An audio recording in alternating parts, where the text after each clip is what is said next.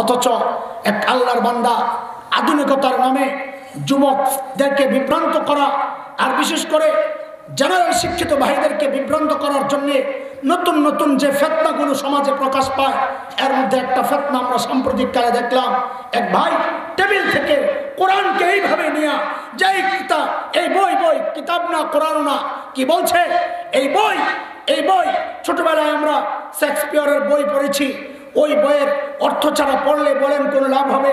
তো এই বইয়ের অর্থ ছাড়া পড়লে কি লাভ হবে? এটা তো একটা কেবল বই, নাকি পাইছি না? তো নিশ্চয়ই আলিফ লাম মিমের অর্থ আছে, নাহলে 30 নাকি আসলো কোত্থেকে? তা আলিফ লাম মিমের অর্থ রাখো, অর্থ তোর ইংরেজি দিয়েই কর। আলিফ লাম মিমের অর্থ তোর বাবারা তো পালাইতে পারছিল, তোদের একটা কেউ পালাতে। আপনি গর্ব করেন লন্ডন যায়, আমি গর্ব করি মক্কা যায়। যারা আলেমের সামনে শরীয়তের ব্যাখ্যা দিতে আসবে, তুমি চোখ বন্ধ করে সিদ্ধান্ত নিবা নবীর ওয়ারিসদের সামনে, নবীর সামনে আল্লাহর কালামের ব্যাখ্যা দিছে শয়তান, নবীর ওয়ারিসদের সামনে আল্লাহর কালামের ব্যাখ্যা দেয় শয়তানের ওয়ারিস। আসেনি এমন? এই সমাজে মানুষ আছে আলেমকে দিন শিখায়, আহারে পোড়া কপা। আমরা কি কম জানি? কি কয় আমরা কি কম জানি? সুবহানাল্লাহ, গোড়ার ডিম জানো তুমি?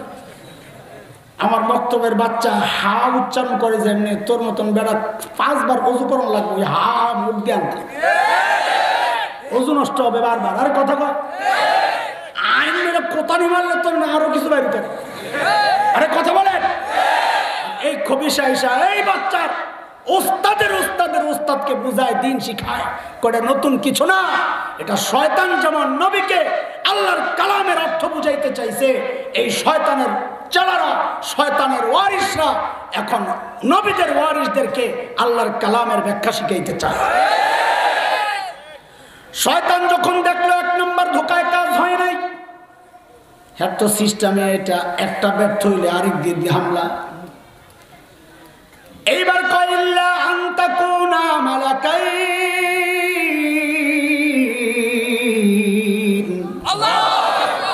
ওই ফল কেন খান না? কয় আল্লাহ মানা করছেন। কয় আল্লাহ মানা কি জন্য করছেন জানেন না? বলে কি জন্যে? কয় ফল খাইলে ফিরিস্তা হয়ে যাবেন, এটা আল্লাহ চান না। নাউজুবিল্লাহ তো পড়ছেন, ধোকাটা তো এখনো বুঝেন নাই, এইবার বুঝেন। হযরত আদম নবী, বলেন আদম কি? আদম কি? আহলুস সুন্নাহ ওয়াল জামাতের আকীদা, সমস্ত নবীদের মর্যাদা সমস্ত ফেরেশতার উপরে। বলেন নবীদের মর্যাদা কোথায়? ফেরেশতাদের নিচে না উপরে? আল্লাহ আদমকে বানাইছেন নবী, আদম কোন দুঃখে ফেরেশতা হতে যাবেন? আদমের মর্যাদা বাড়াইতে চাইছে না কমাইতে চাইছে? আপনি কি মনে করছেন শয়তান খালি আমার বাপ মারে খালি ধোঁকা দিছে? এই ধোঁকা কোন কওমি মাদ্রাসার ছাত্রদেরকেও দেয়। কেমনি একটু বুঝবেন নি? একটু বুঝেন। হ্যাঁ, রাগ করবেন না তো ডাক্তার সাহেবরা, ইঞ্জিনিয়ার সাহেবরা, রাগ করেন না। একটা চরম সত্য কথা বলি, একটু শুনে। এখন একটা সুশীল সমাজ বের হয়েছে। কি সমাজ? সুশীল। কি বলে জানেন? আমাদের এই সমস্ত লেখাপড়া এগুলো শেখেলে নতুন একটা বাড়িছে ইউটিউব বক্তা, পোলাবাইনের খুব পছন্দ, বাংলিশ ওয়াজ করে। কি ওয়াজ? বাংলিশ বুঝেন তো না? বাংলা বলে আর পটর ইংরেজি বলে, হাতে মনে করে এত কত কিছু গাদা কথাকার। লন্ডনের ফুটপাতে যারা জুতা সিলায় আরও ইংরেজিতে কথা কয়। এটা কোনো বাহাদুরির কথা? সেদিন সিলেট গেছি এক প্রোগ্রামে, এক বড় পাওয়ারওয়ালা মানুষ, লরেন্সের ভাবটা টাকাওয়ালা, বলেন আমার, আপনি লন্ডন গেছেন হুজুর? আমি কি মক্কা গেছি? হ্যাঁ, লন্ডন ইউরোপে কোন দেশে যান? আমি মদিনা গেছি। তখন যে একটু থামছে, মানে কি বলতে চাই? হ্যাঁ, আমি আপনার কাছে ওই লন্ডন আর ইউরোপ যতটা আকর্ষণের, আমার চেয়ে 1000 গুণ বেশি আকর্ষণের মক্কা মদিনা। আপনি গর্ব করেন লন্ডন যায়, আমি গর্ব করি মক্কা যায়। কথা কন ঠিক? তুমি ইংরেজি পড়ার কইরা তুমি মনে করো বহুত কিছু হয়ে গেছ। ওই ইংরেজি পড়ার মধ্যে আমার কোনো গর্ব নাই। আমি জান্নাতের ভাষা শিখি, ওইটাই আমার গর্ব। কথা বলো।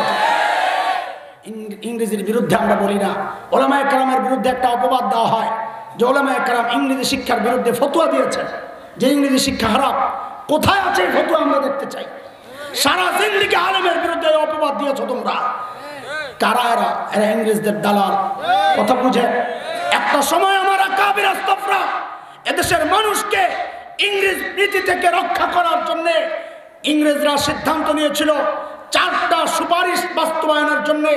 তারা গোটা দেশে যে নির্যাতন চালিয়েছিল এর মধ্যে একটা সুপারিশ ছিল মুসলমানের বুক থেকে কোরআন সরাও, মুসলমানকে দমাইতে হলে কোরআনের শিক্ষকদেরকে দমাও, মারো, হত্যা করো।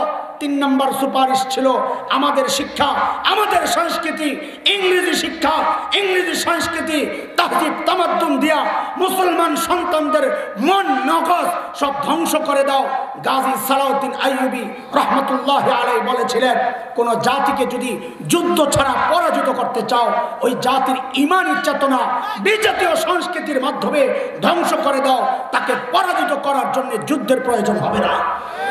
ইংরেজরা সেই অপকৌশল অপশক্তির মাধ্যমে এই উপমহাদেশের মানুষের মন মেধা মগজ ধ্বংসের চক্রান্তে নেমেছিল। তখন ওলামায়ে দেওবন্দ এদেশের বিপ্লবীর আলেমরা ইংরেজদের থেকে দূরত্ব তৈরি করার জন্য মুসলমানদেরকে উৎসাহিত করেছে। ঘোড়ার ডিমের ওই ইংরেজি দরকার নাই, ইংরেজি শিখতে গেলেই তো তার কাছে যাওয়া লাগে, তার কাছে গেলেই তো সে তার আখলাক তোমার উপর চাপায়া দেয়, দরকার নাই ওদের সাথে মিশার। ওই প্রেক্ষাপটে ইংরেজি শিক্ষার বিরুদ্ধে, সংস্কৃতি আর তামাদ্দুন তাহজিবের বিরুদ্ধে ওলামায়ে দেওবন্দ মুখ খেলেছিল। অথচ যাদের উসিলায় স্বাধীনতা ভোগ করো তাদের বিরুদ্ধে অপবাদ দাও, লজ্জা থাকার কথা, লজ্জা থাকার কথা।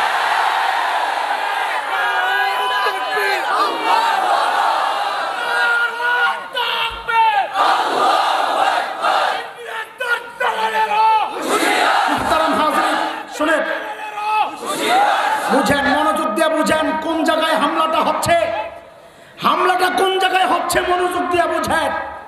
খেয়াল করেন, শয়তান চেয়েছে নবীকে ফেরেশতা বানাইতে। বলেন কথা আছে, আপনারা আছেন কোথায়? শয়তান চেয়েছে নবীকে, বলেন শয়তান চেয়েছে নবীকে। নবীর মর্যাদা বেশি না ফেরেশতার মর্যাদা বেশি? এই চক্রান্ত কি বন্ধ না চালু আছে? কোথায় চালু? ও মাদ্রাসার ছাত্ররা, তোমাদের চোখে আঙ্গুল দিয়া আমার বাপ মাকে শয়তান যেই প্রক্রিয়ায় ধোঁকা দিছে, কোরআনকে তুমি সময় দিয়া বুঝো, সময়কে কোরআন দিয়া বুঝো। দেখো ওই চক্রান্ত এখনো চলতেছে। আমার এই কওমি মাদ্রাসার শিক্ষা সিলেবাস সংস্কারের একটা আওয়াজ উঠতেছে, বয়ান বক্তব্যের মাধ্যমে সুশীলগিরি দেখাচ্ছে, বলে এই শিক্ষা সিলেবাস সংস্কার করো। বলে কেন? ইংরেজি ঢুকাও, বিজ্ঞান ঢুকাও। কেন? যেন একজন আলেম ডাক্তার হইয়া বাইর হয়, একজন আলেম ইঞ্জিনিয়ার হইয়া বাইর হয়। বাপরে বাপ, বলার সময় একটা ভাব আসবে, হযরত মাওলানা ডাক্তার মোহাম্মদুল্লাহ সাহেব, একটা ভাব আসবে। সুবহানাল্লাহ, কি মায়া আমাদের জন্য, কি মায়া আমাদের জন্য। দোস্ত, ধোঁকা খায়ো না, ধোঁকা খায়ো না। কেন? নবী বলেছেন, খায়রুকুম মান তাআল্লামাল কুরআনা ওয়া আল্লামা। যারা কোরআনের ছাত্র, কোরআনের শিক্ষক, তাদের মর্যাদা সর্বোচ্চ, ডাক্তারের না, ইঞ্জিনিয়ারের না। তাহলে আলেম তার চেয়ে নিচের মর্যাদার ডাক্তার হতে যাবে কেন? ওই যে শয়তান চাইছে নবীকে ফেরেশতা বানাইতে, মর্যাদা কমাইতে চাইছে না বাড়াইতে চাইছে? এরাও চায় আলেমকে ডাক্তার বানাইতে। আলেম ডাক্তার হলে সমস্যা কি? এটা তো কাট্টা হুজুর, আমাকে কোনো সমস্যা নাই। কিন্তু আমি একটা প্রশ্ন করতে চাই, আমি একটা প্রশ্ন করতে চাই। এই প্রস্তাব নিয়ে কয়দিন ঢাকা মেডিকেল কলেজে গেছো, কয়দিন বুয়েটে গেছো যে আপনাদের শিক্ষা সিলেবাস সংস্কার করা দরকার?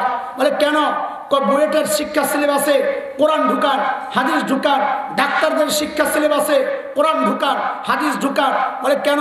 বলে একজন ডাক্তার যেন আলেম হইয়া বাইর হয়, একজন ইঞ্জিনিয়ার যেন আলেম হইয়া বাইর হয়। ওই প্রস্তাব তো দেও না, যত পারো নরঙ্গ কিলাইতে খুব মজা লাগে না? তোমরা মনে করো আমরা এগুলো বুঝি না, আমরা কোরআনে পড়ছি শয়তান এই লাইনে ধোঁকা দেয়, ইল্লা আন তাকুনা মালাকাইন। কয় ফল কেন খান না? কয় আল্লাহ মানা করছে। কয় আল্লাহ কি জন্য মানা করছে বুঝলেন না? কয় কেন? আপনি ফেরেশতা হয়ে যাবেন, খান খান। এমপি সাহেব কয় আপনি চেয়ারম্যান হয়ে যাবেন, খান। এমপি সাহেব চেয়ারম্যান হবে কোন দুঃখে কন্ত দিন বলেন না? আছে কোনো কারণ? ঠিক সেম ধোঁকা আমাদেরকে দেওয়া হচ্ছে। ও মাদ্রাসাওয়ালারা, ধোঁকা খাইবা না। তোমার আকাবির আসলাফ যেভাবে পড়েছে তুমি ওইভাবে পড়বা। তোমার আকাবির আসলাফ এই লাইনে, এই সিলেবাসে পড়া বিশ্ব জয় করেছে। গোটা দুনিয়ার এমন কোনো জায়গা নাই যেখানে ওলামায়ে দেওবন্দ খ্যাতবোধ করতেছে না। এখন তোমাকে কে এগুলা বুঝাচ্ছে যে ইংরেজি না পড়লে দুনিয়া ঘুরতে পারবা না? কে বুঝেছে? মাওলানা মোহাম্মদুল্লাহ কাতারি, এই আমার মাওলানা নেওয়াজি ভাই, এরা কই থাকে? কাতার। আরবি যাই না গেছিল? হুজুর আরবি যাই না গেছিলেন ওই সময়? পড়ার পড়ার এখন যেরকম কনশন পারতে, সত্য কথা বলবেন। যায়া জয় করে নাই? বলেন না, যায়া কাতার জয় করে নাই? কাতার রেডিওতে মাওলানা মোহাম্মদুল্লাহ তেলাওয়াত করে না? করে করে সারা দুনিয়া জয় করতেছে আমার সন্তান। আমাদের আব্দুর রহমান আস-সুদাইস দামাত বারাকাতুহুল আলিয়ার বিশেষ যে মসজিদ, ওই মসজিদের ইমামও আমাদের সন্তান। সুবহানাল্লাহ বলেন না? সারা দুনিয়ার এমন কোন জায়গা আছে যেখানে ইসলামের খেদমত এই ওলামায়ে দেওবন্দ করে না? ইংরেজি জানার মাধ্যমে এনে না যাইলেই করতেছে। হ্যাঁ, ইংরেজি তোমার এর কাছে ইন্টারন্যাশনাল ভাষা মনে হয়, আরবি উর্দু জানা থাকলে সারা দুনিয়ায় চলা যায়। তুই ঘুরে দেখ একটু, বোকা কোথাকার। ঠিক আছে, আমি ইংরেজির বিরুদ্ধে বলতেছি না, বলে নিজে পার না, আমি যা পারি তোর বলুন না, তুই পাড়া লাগলে আমার কাছে আইস, কদ্দুর পারস দেহ। ওই পড়ার করার মানুষ আমরা না। এটা পড়ার গর্ব করার কিছু না। আমি বলছি না আমি লন্ডন যাই নাই, কই গেছি, এটা আমার গর্বের। তোর ওই ইংরেজি আমার গর্বের না, আমার গর্ব আমি কোরআন পড়তে পারি, এটা আমার গর্ব। কারণ তোর ওই শেক্সপিয়রের বই পড়লে 1 অক্ষরে 10 নেকি পাইবি না, আমার কোরআন পড়লে আমি 1 অক্ষরে 10 নেকি পাই। গাধা কোথাকার, কিসের সাথে কিসের তুলনা হচ্ছে?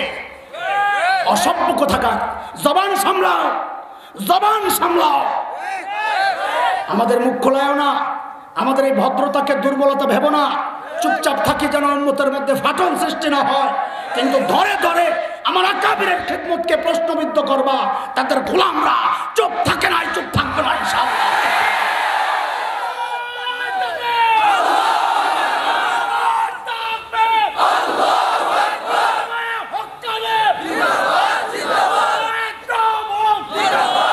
শয়তান যখন দেখলো 2 নাম্বার ধোকায় কাজ হয় নাই, এবার মানলো 3 নাম্বার।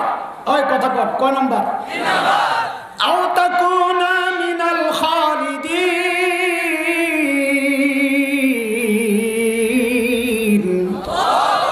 বলে ফল কেন খান না? বলে আল্লাহ মানা করছেন। কাহারে কপাল, আল্লাহ কি জন্য মানা করছেন বুঝলেন না?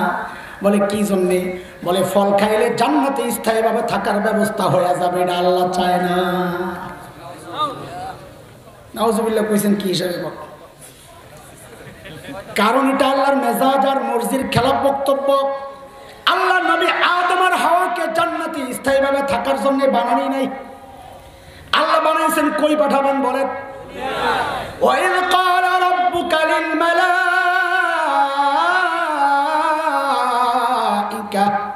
ইন্নী জাইলুন ফিল আরদি খলিফা। আল্লাহ আদম আর হাওয়াকে বানাইছেন কই পাঠাবেন? জান্নাতে স্থায়ীভাবে থাকার দরকার কি? আল্লাহ পাঠাইছেন তো দুনিয়ায় পাঠাবেন। কিন্তু আপনাকে একটা প্রশ্ন জাগতে পারে, খোসাইয়া প্রশ্ন আমি বের করি, জবাব আমি দেব ইনশাআল্লাহ। সেটা হলো, হুজুর যদি দুনিয়ায় পাঠানোর জন্যে আল্লাহ আদম আর হাওয়ারে বানায়া থাকেন, তো জান্নাতে ঢুকাইছিলেন কি জন্যে? ভ্যাকসিন দেওয়ার জন্য নাকি? ওই জায়গায় তো গন্ডগোলটা লেগে গেল। ডাইরেক্ট দুনিয়ায় পাঠাই দিল, তার ইবলিসের লাগে দেখা হইতো না। আর কথা ঠিক কিনা? প্যাস লাগে, প্যাস লাগে, কথা কয় না। পেঁচ না লাগে তো আমার ছুটানোর দরকার নেই, গভীর রাতে লাগে। জান্নাতে আল্লাহ বানাইছেন কই পাঠাবেন? কই পাঠাবেন? দুনিয়ায় না পাঠায় পাঠাইছেন কই? না তেরান থেকে গ্যাস আনতে গেছিলেন গাড়ি? হ্যাঁ, দুনিয়ায় পাঠায় না পাঠাইয়া জান্নাতে কেন পাঠাইছেন একটু বুঝেন। সূরা তওবা আয়াত 111। আল্লাহ আমাদের কাছে জান্নাত বিক্রির প্রস্তাব করছেন। ইন্নাল্লাহা ইশতারা মিনাল মুমিনিনা আনফুসাহুম ওয়া আমওয়ালাহুম বিআন্না লাহুমুল জান্নাহ। আল্লাহ জান্নাত বিক্রির প্রস্তাব করছেন আমাদের কাছে। ও মুমিনরা জান্নাত কিনতে রাজি? কথা বলেন, জান্নাত কিনতে রাজি? কে কে রাজি দেখি আল্লাহু আকবার। না থাক, তাকবীর আর দিয়েন না, সময় যাবে, আবার তাড়াতাড়ি শেষ করা দরকার। জান্নাত কিনতে রাজি? জান্নাত যে কিনবেন, জান্নাত দেখছে তো? এই জন্যই তো নাস্তিক মুরতাদরা বলে, আমরা বলে অন্ধবিশ্বাসী, যা শুনি তাই বিশ্বাস করি। কেমনে অন্ধবিশ্বাসী? কই যে জান্নাত না দেখে কেনার জন্য রেডি হয়ে গেছে। আমরা অন্ধবিশ্বাসী না বুঝে শুনে বিশ্বাসী? কেমনে বুঝে শুনে বিশ্বাসী হইলে যে জান্নাত না দেখে কেনার জন্য? রাখবেন আমি বুঝতে খালি বেশ করে। আপনার ওই এলাকায় মেয়েদেরকে বিয়ে দিলে শ্বশুর বাড়ি দেখার জন্য কে যায়? মাইয়া নিজে যায় না গার্জিয়ান যায়? না না না, মাইয়া দুই রকমের। মাইয়া একরকম মাইয়া হইলো মা বাবার বাধ্য সন্তান। ও মা তোরে মোহাম্মদুল্লাহ লগে বিয়া দেব, মাইয়া শরমে যাবে আরেক ঘরে, কয় কি কয় না কয়। আর যদি মাইয়া হয় ঢাকার শাহবাগের স্লোগান কর না, এর যদি কয় তোরে বিয়া দেব মুখের লগে, কি কয় এতদিন কার যার সাথে ছিলাম ওইটা কি? আচ্ছা ওইটার আমি আগে পরীক্ষা করলে দেখি আমার সব কিছু। আমি জিজ্ঞেস করি আপনারা মা বাবার বাধ্য সন্তান না অবাধ্য সন্তান? বাধ্য সন্তান। তাইলে এবার বুঝেন আল্লাহ আদম আর হাওয়াকে ডাইরেক্ট দুনিয়ায় না পাঠাইয়া জান্নাত থেকে কেন ঘুরাইয়া আনছেন? যেন কিয়ামত পর্যন্ত নাস্তিক মুরতাদদের জবান বন্ধ হয় যে আমরা জান্নাত না দেখে কেনার জন্য রেডি হয়ে গেছি। বলে না রে, না না, আমরা জান্নাত না দেখে কেনার জন্য রেডি হই নাই, বরং আমরা মা বাবার বাধ্য সন্তান। আমাদের বাবা আদম জান্নাত দেখছেন, আমাদের মা হাওয়া জান্নাত দেখছেন, আমাদের দেখার দরকার নাই। শয়তান যখন দেখলো 3 নাম্বারটাও কাম হয় নাই, এইবার পুরা টুপি টাপি লাগায় হাসান বসরি কথা কয় না। দেখেন নাই আপনারা নির্বাচনের সময় কিছু মানুষ সারা জিন্দিগি, ওই যে মোড়ায় ব্যারিস্টার আছে একজন, নাম করলে তো আবার মামলা দিব আমার বিরুদ্ধে, একবার কয়ে বড় থমকি টমকি খাইছিলাম। এই বেড়া মোড়া বেড়া সারা জিন্দিগি দেখলাম ইসলাম আর হুজুরকে বিরুদ্ধে আর অবস্থা। গত নির্বাচনের আগে দিয়ে দিই পুরা কিস্তি টুপি একটা লাগাইয়া পুরা মোড়া তাজা হাসান বসরি দেখছেন না আপনারা। আবার কিছু মানুষ দেখবেন মহিলারা নির্বাচনের আগে দিয়ে ঘুমটা ঘুমটা দিয়ে পুরা রাবে অবশ্যই হয়ে যায়। আরে কথা ঠিক আছে নি? এটা কি এটা কি? এটা হলো যখন দেখে 3টায় কাজ হয় নাই, সারা বছর চক্রান্তের মাধ্যমে যখন দেখছে মুমিনদেরকে ধোকা দেওয়া যায় না, তো নির্বাচনের আগে দিয়া শয়তানের মতো আখরিটা মারে। সেটা হইলো কয় ওয়াকাসামাহুমা ইন্নী লাকুমা লামিনান নাসিহিন। আল্লাহর কসম, কি যে মনে করলেন আপনারা আল্লাহ জানে, আমার কথা বিশ্বাস করেন না। আর শয়তান কয় তোমার হাওয়ারে, আমারে ভুল বুঝলেন না, আমি আপনাকে হিতাকাঙ্ক্ষী। সুবহানাল্লাহ। আমেরিকা যার হিতাকাঙ্ক্ষী হয় তার শত্রু লাগে না, আমেরিকা যার বন্ধু হয় তার কি লাগে না? কথা বলো না। আমেরিকা যার বন্ধু হয় তার কি লাগে না? শয়তান যার বন্ধু হয় তারও কি লাগে না? কথা বলে না, কি লাগে না? আর একটা বললাম না, থাক এই মুহূর্তে না। আর আচ্ছা ঠিক আছে বলতেছে, ঠিক আছে বললেও তার এক বিপদে বললাম। এই যে বাজার করা শেষ আমার, এতক্ষণ কি করছি? বয়ান শুরু করি নাই বললাম। হ্যাঁ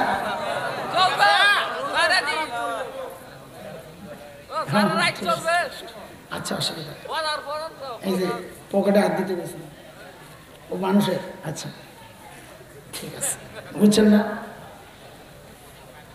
আমার বাজার করা শেষ। কি করলো সারা রাত মাঝখান দিয়ে মাঝখান আমি আর আপনি কথা বলছি, কে করলো সারা রাত? মারসিন ওসমান, আমি মরে যাবো, আমি মরে যাবো, আমি মরে যেতে চাই। সারা রাত অসম্ভবটা। এক বুজুর্গ অফিসা ওয়াজ করছে, যে এলাকা আল্লাহওয়ালার কবর থাকে আশেপাশের কবরওয়ালারাও কিছু খবর পায়। ওয়াশ টস করে হুজুরে গেছে ঘরে, বাইরে দেয় চিল্লা চিল্লি হইতাছে। খাদেম দিয়ে পাঠাইছে পীরে কামেল নেওয়াজ হুজুর, যা তো দেখতো কি চিল্লা চিল্লি হয়। খাদেম যায় যা শুনছে দৌড়ে এক হুজুর গাঠটি গোল করেন, এই এলাকায় রাত্রে থাকা যাবে না। আগেরকার পিসাব তো রাত্রে থাকতো, সকালে বেডিগো ডিম ও দুগা চাল গম গাঠি গুটি লই আর ঘরে বিলে দিত। হুজুর তাড়াতাড়ি এলাকা ছাড়েন, এই এলাকায় রাত্রে থাকা যাবে না। বলে কি জন্যে? ওয়াজ করছে এলাকায় বুজুর্গের কবর থাকলে আশেপাশের কবরওয়ালারা রহমত পায়। এলাকার মানুষ চিন্তা করতেছে আমার এলাকায় তো কোনো বুজুর্গ নাই, একটা কাম করে হুজুরের মাইরে কবর দেবে। হুজুর মইরা যাক, আমার রহমত দরকার, আমি মইরা যাই। হ্যাঁ সারা হয়তো আসুন জালেম কোথাকার। আমার বাজার করা শেষ। কিরে কি শেষ? বাজার করা শেষ। কি বাজার করলাম একটু বুঝাই, আর পরে খানার টেবিল আনতেছি আপনার ঘরে। রেডি তো না? ডরায়েন না, বলে বেটার বাজারই এতক্ষণ লাগছে। মিয়া বাজার করতেই তো টাইম লাগে, খাইতে টাইম লাগে নাকি? তো ডরান কি জন্য? কি বুঝাইলাম এতক্ষণ বাজার কইরা? কয়েকটা জিনিস খেয়াল করেন। শয়তান নবী যুগের কাফির আবু জাহেলদেরকে দিয়ে একটা বক্তব্য দেওয়াইছিল, পুরা পিছনের পড়া। ওই যে হাফেজ ছাত্রদের কথা আমুকটা শোনাইতেছি, আমুকটা আপনাকে আমুকটা লইতেছি, পিছনের পড়া শোনাইতেছি। কি বাজার করছি একটু শুনেন। শয়তান ওই যুগের কাফেরদেরকে দিয়ে কয় বক্তব্য দেওয়া হয়েছে বলেন? 1 নম্বর কোরআন শুনবা না, 2 নম্বর কাউকে শুনতে। 2 নম্বর কথা ছিল শয়তান বড় বাটপার, বাটপার কোনোদিন মানুষকে এক পদ্ধতিতে ধোঁকা। শয়তান মানুষকে রব থেকে বিচ্ছিন্ন করার পদ্ধতি বেছে নিয়েছে কোরআন থেকে দূরে সরানোর। ওই যুগে কোরআন থেকে দূরে সরানোর পদ্ধতি গ্রহণ করছে একটা, ডাইরেক্ট অ্যাকশন, যাই কোরআন শুনবি না। আপনি কি মনে করতেছেন এই যুগেও শয়তান একই পদ্ধতি গ্রহণ করে আমাকে আপনাকে কোরআন থেকে দূরে সরাবে? না, শয়তান বাটপার, বাটপার কোনোদিন এক পদ্ধতিতে ধোঁকা। এই কথাটা বুঝে আসছে না? শয়তানও আমাদেরকে এক পদ্ধতিতে ধোঁকা দিবে না, আল্লাহর উদাহরণ বুঝে আসছে না? কথা বলেন। এই যুগে শয়তান কোন কোন পদ্ধতিতে আমাকে আপনাকে কোরআন থেকে দূরে সরাইতে চায়, সময়ের একজন আলিম হিসাবে আপনাদের চোখে একটু আঙ্গুল দিয়া সতর্ক করার জন্য, আর কিচ্ছু না। বিশৃঙ্খলা সৃষ্টির জন্য না, উস্কানি দেওয়ার জন্য না, মারামারি লাগায় দেওয়ার জন্য না।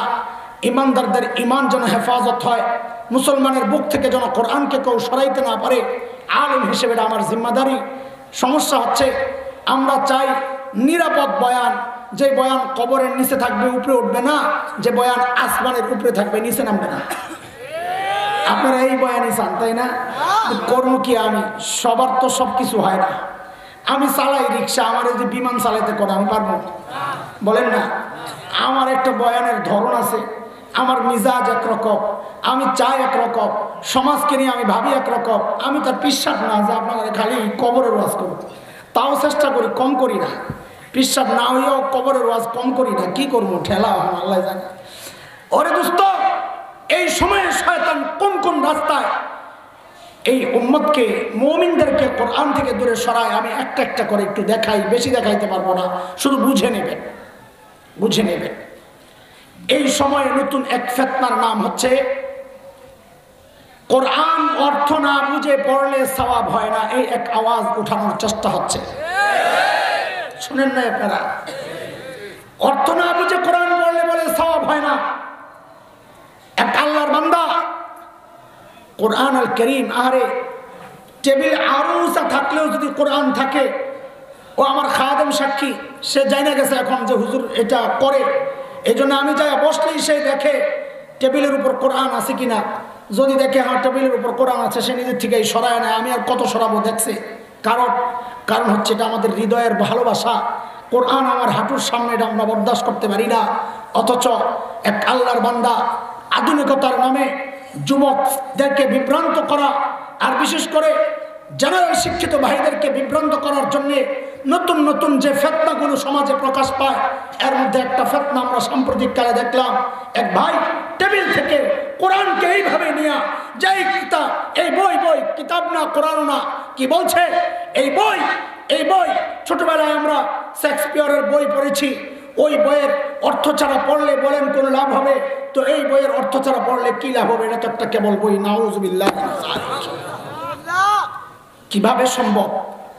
দ্বীনের বুঝ আছে এমন একজন মানুষের কিভাবে সম্ভব কোরআনকে একজন ঔপন্যাসিকের বইয়ের সাথে তুলনা করা? কিভাবে সম্ভব? বোকায় বুঝলো না যে আমার কোরআন আর অন্য আর 10টা বই এক না। আমার কালাম কোরআন, একটা অক্ষর পড়লে আল্লাহ 10টা নেকি তার আমল নেয়। কয় অর্থ না যাই না পড়লে তো লিখবে না। কে বলছে তোরে? কে বলছে অর্থ না বুঝে কোরআন পড়লে সওয়াব হয় না? আমি আলেমদের কাছে হাজারো দলিল আছে, অত দলিলের পেছনে ছুঁইটা আপনাদেরকে আমি বিভ্রান্ত করব না, মনেও রাখতে পারবেন না। আমি শুধু একটা দলিল আপনাদের সামনে পেশ করি। আল্লাহর হাবিব সাল্লাল্লাহু আলাইহি ওয়াসাল্লাম বলেছেন, মান ক্বারা হারফান মিন কিতাবিল্লাহ ফালাহুল হাসানা ওয়াল হাসানাতু বিআশরি আমসালিহা। নবী বলেন, কেউ যদি কোরআনের একটা অক্ষর পড়ে, আল্লাহ তাআলা তার আমলনামায় 10টা নেকি লিখে দেন। ও দোস্ত, একই হাদিসের মধ্যে নবী কি বলেন? এই জায়গাটা হলো মূল পয়েন্ট, খেয়াল করেন, মনোযোগ হারায়েন না। আমার পুরা বাজার বেকার যাবে যদি আপনি না খান।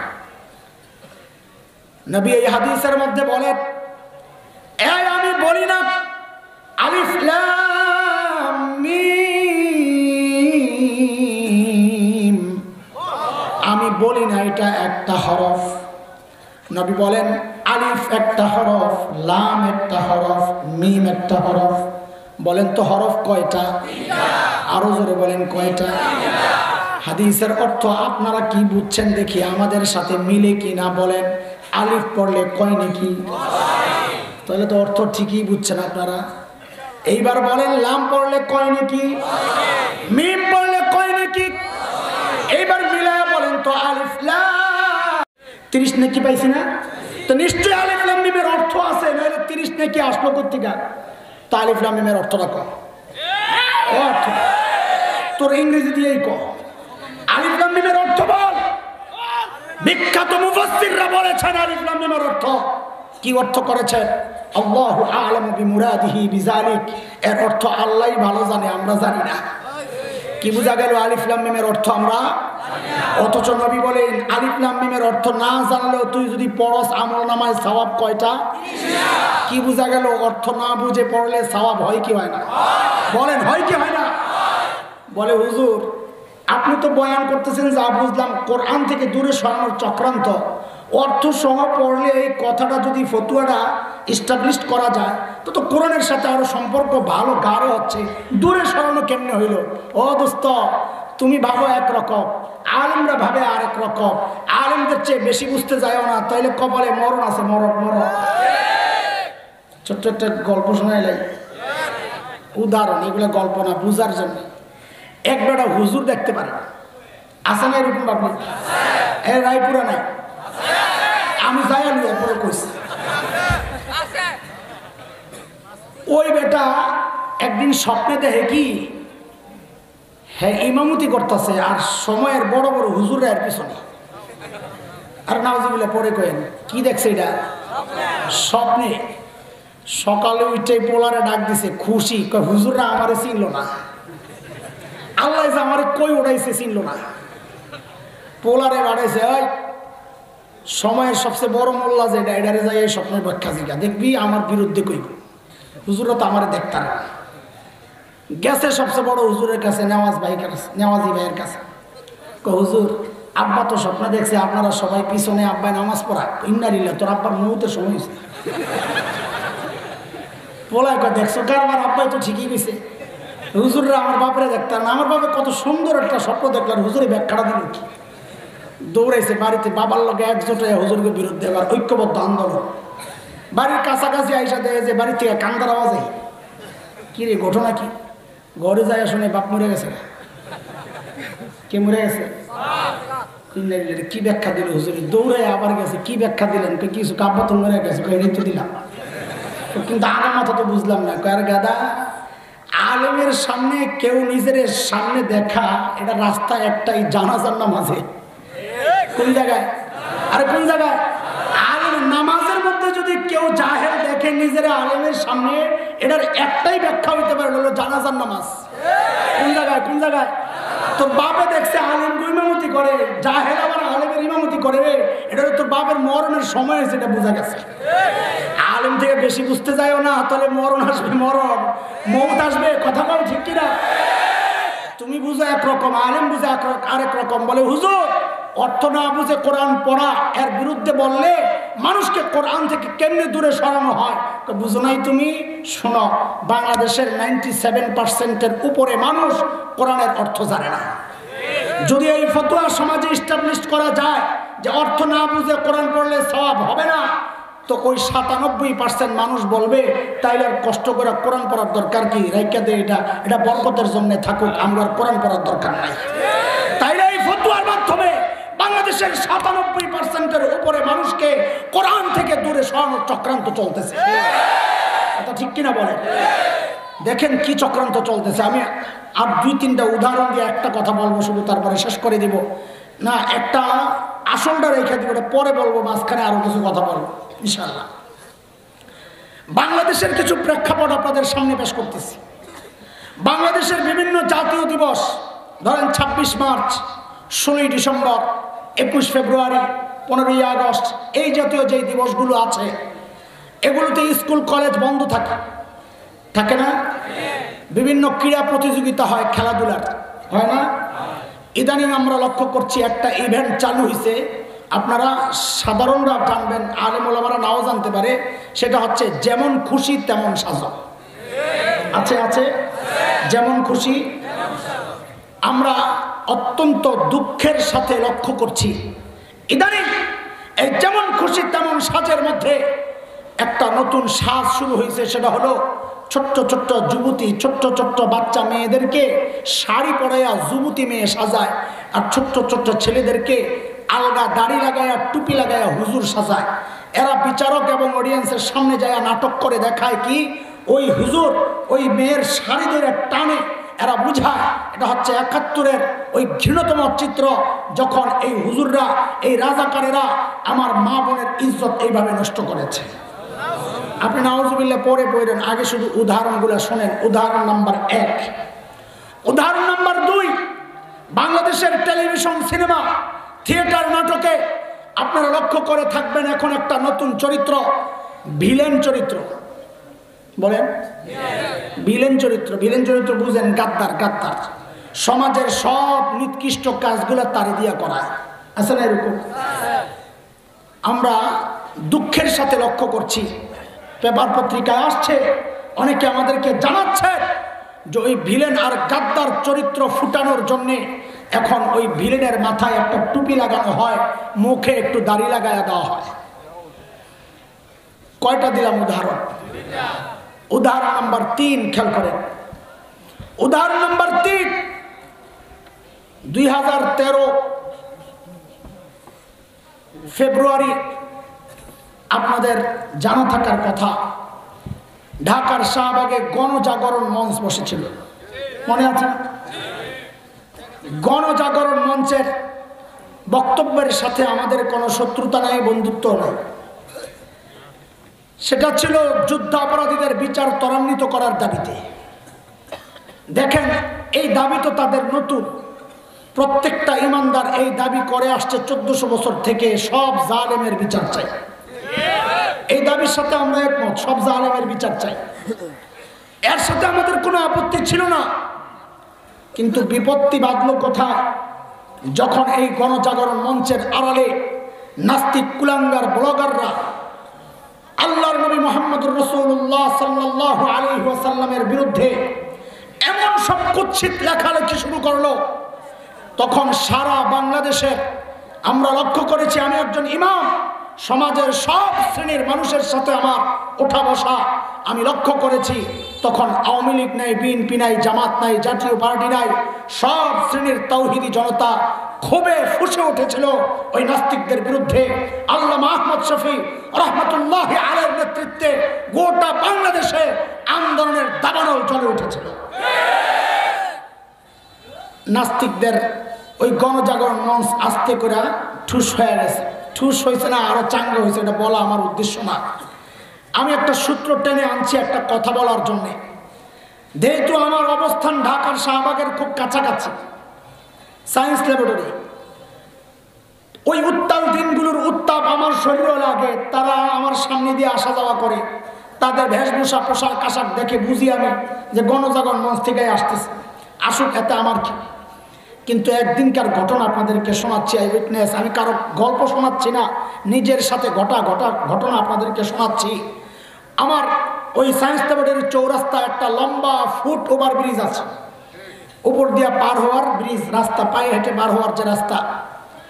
একদিন দক্ষিণ দিক থেকে উত্তর দিক থেকে দক্ষিণ দিকে আমার গন্তব্য।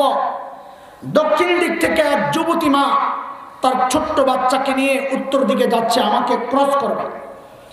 তাদের বেশভূষা, গেট আপ সেট আপ, তাদের পোশাক আশাক, সাজসজ্জা, এই গানের মধ্যে অঙ্কন, এগুলো দেখে আমার বুঝতে কষ্ট হয় নাই তারা গণজাগরণ মঞ্চ থেকে আসছে। আসতেই পারে, এতে আমার কোনো আপত্তি নাই। বরং আমি বলি, একটা বাচ্চার হৃদয়ে ইমানি চেতনা জাগ্রত করবে তো মা, দেশপ্রেম জাগ্রত করবে তো মা। ওই মা হয়তো তার সন্তানকে দেশপ্রেম জাগানোর জন্যে শাহবাগে নিয়ে গিয়েছিল, এতে কোনো আমার আপত্তি নাই। কিন্তু বিপত্তি বাঁধলো কোথায়? যখন ওই মা আমাকে ক্রস করবে, ঠিক ওই মুহূর্তে ওই ছোট্ট বাচ্চাটাকে বলে দিচ্ছে, শিখায়া দিচ্ছে, আমাকে দেখায়া দেখায়া বলার জন্যে, বলো বলো তুই রাজাকার, তুই রাজাকার, তুই রাজাকার। এটা দোস্ত খেয়াল করে, কথা শেষ হয় নাই। এই বাচ্চা গণজাগরণ মঞ্চে গিয়ে জেনেছে রাজাকার এক দুষ্ট চরিত্রের নাম, রাজাকার সন্ত্রাসী ডাকাতের নাম, রাজাকার ধর্ষকের নাম, লুটেরাদের নাম। কিন্তু সে জানে না রাজাকার দেখতে কেমন। ছোটবেলায় যে পড়েছে সে ওই রকম কোনো অদ্ভুত প্রাণী কিনা, হাট্টিমাটিম টিম, তারা মাঠে পাড়ে ডিম, তাদের খাড়া দুটো শিং, অমন অদ্ভুত কোনো প্রাণীর নাম রাজাকার কিনা সে জানতো না। সে জানতো রাজাকার এক খারাপ চরিত্রের নাম। মা তাকে শিখা দিচ্ছে, দেখো রাজাকার দেখতে কেমন, দেখো রাজাকার মানি হচ্ছে এই দাড়িওয়ালা, রাজাকার মানি হচ্ছে এই টুপিওয়ালা। এরা দোস্ত শুনেন, খেয়াল করেন, আমাদের জিজ্ঞাসা, এরা দোস্ত 1971-এর মুক্তিযুদ্ধ তো দাড়ির বিরুদ্ধে হয় নাই, 71-এর মুক্তিযুদ্ধ তো টুপির বিরুদ্ধে হয় নাই, 71-এর মুক্তিযুদ্ধ হয়েছিল মজলুমের প্রতিরোধ, জালেমের বিরুদ্ধে। আমরা মহান স্বাধীনতার ঘোষকের 7 মার্চের সেই তপ্ত ভাষণ আমাদেরকে আজ আন্দোলিত করে। সেদিন রেসকোর্স ময়দানে তিনি তার তর্জনী নাচিয়ে নাচিয়ে বলেছিলেন, এবারের সংগ্রাম মুক্তির সংগ্রাম, এবারের সংগ্রাম স্বাধীনতার সংগ্রাম। রক্ত যখন দিয়েছি, রক্ত আরো দেব, তবু এদেশকে মুক্ত করে ছাড়বো ইনশাআল্লাহ। স্বাধীনতার মহান ঘোষক, সেই মহান নেতা যেই মুক্তিযুদ্ধের ডাক দিয়েছিলেন ইনশাআল্লাহ বলে, ওই মুক্তিযুদ্ধ ইসলামের বিরুদ্ধে, দাড়ির বিরুদ্ধে, টুপির বিরুদ্ধে হতে পারে না। কথা বলেন ঠিক কিনা? মুক্তিযুদ্ধ জাদুঘর আজও ইতিহাসের সাক্ষী। যায়া দেখো, সেখানে দেয়ালে রাজাকারদের ছবি, আটকের ছবি সাঁটানো আছে। আমরা দেখেছি অধিকাংশ রাজাকারের মুখে দাড়ি নাই, মাথায় টুপি নাই। আমরা কয়েক বছর আগে গর্বের সাথে লক্ষ্য করেছি, এক সংগঠন মুক্তিযোদ্ধাদেরকে সম্মাননা টেস্ট দিয়েছিল। আমরা গর্বের সাথে লক্ষ্য করেছি, তখন অধিকাংশ মুক্তিযোদ্ধার মুখে ছিল দাড়ি, মাথায় ছিল টুপি। আমরা গর্বের সাথে এখন লক্ষ্য করে থাকি, বাংলাদেশের মুক্তিযুদ্ধ মন্ত্রণালয়ের যে মহান মন্ত্রী আকম মুজাম্মেল হক সাহেব মুক্তিযোদ্ধা, তিনিও একজন দাড়িওয়ালা মুক্তিযোদ্ধা। কথা বলেন ঠিক কিনা? এরা দোস্ত, আমরা ইতিহাস থেকে পড়েছি, জেনেছি, আজও ইতিহাসের সাক্ষী। ওই ছবিগুলো আমরা লক্ষ্য করেছি। বহু মুক্তিযোদ্ধা অভিযানে বের হওয়ার সময় 2 রাকাত সালাতুল হাজত পরে তারপরে বের হতো। তাইলে আমাদের জিজ্ঞাসা, এরা কারা? যারা মুক্তিযুদ্ধকে দাড়ির বিরুদ্ধে দাঁড় করাতে চায়, যারা মুক্তিযুদ্ধকে টুপির বিরুদ্ধে দাঁড় করাতে চায়, কসম আল্লাহ আমি হলফ করে বলতে পারি, না এর সাথে সরকারের কোনো সম্পর্ক, না বিরোধী দলের কোনো সম্পর্ক, না আওয়ামী লীগের কোনো সম্পর্ক, না বিএনপি জামাত জাতীয় পার্টির কোনো সম্পর্ক। এরা হচ্ছে নব্য আবু জাহেল। ওই যুগের আবু জাহেলদেরকে দিয়া শয়তান ডাইরেক্ট বলাতো, লা তাসমাউ লিহাযাল কুরআন ওয়ালগাউ ফি, কোরআন শুনবা না, কাউকে শুনতে দিবা না, শয়তান বাটপার। এই যুগের আবু জাহেলদেরকে দিয়া শয়তান ডাইরেক্ট এটা বলায় না, অপপ্রচারের মাধ্যমে এমন এক পরিবেশ কায়েম করছে, এমন এক নষ্ট প্রজন্ম তৈরি করছে, যাদের অন্তরে দাড়ির প্রতি ঘৃণা তৈরি করা হচ্ছে, টুপির প্রতি ঘৃণা তৈরি করা হচ্ছে। কেন? যেন এই প্রজন্ম আস্তে আস্তে দাড়িওয়ালা থেকে দূরে সরে যায়, টুপিওয়ালা থেকে দূরে সরে যায়, তথা কোরআনের শিক্ষকদের থেকে দূরে সইরা, কোরআন থেকে দূরে সইরা। শয়তানের যে চূড়ান্ত টার্গেট, বান্দাকে রাত থেকে বিচ্ছিন্ন করা, সেই টার্গেটে তারা এগিয়ে যাচ্ছে। আমাদেরও স্পষ্ট পয়গাম, বাংলাদেশে ইসলাম আর কোরআন কচুরি পানার মতো ভেসে আসে নাই। এই দেশের ইসলামের গোড়ায় শাইখুল হিন্দের রক্ত ঝরেছে। এই দেশের ইসলামের গোড়ায় হযরত থানভীর মেহনত আছে। এই দেশের ইসলামের গোড়ায় আল্লামা আহমদ শফীর আন্দোলন আছে। এই দেশের ইসলাম, এই দেশের ইসলামের প্রতি ইঞ্চি মাটি, এই জমিনের প্রতি ইঞ্চি মাটি আল্লামা আমিনীর হুঙ্কারের সাক্ষী। এই জমিন আল্লামা পীরজি হুজুরের জিকিরের সাক্ষী, হাফিজজির জিকিরের সাক্ষী।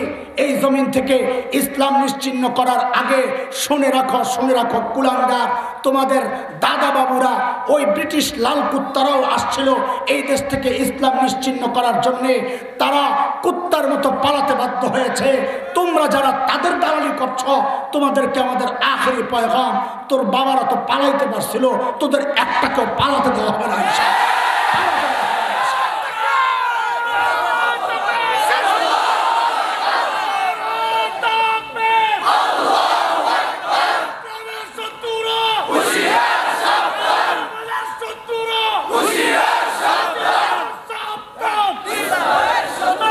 মোহতারাম হাজরিন, মোহতারাম হাজরিন, বুঝেন, এটা আপনাদেরকে উস্কানি দিচ্ছি না, সতর্ক হন।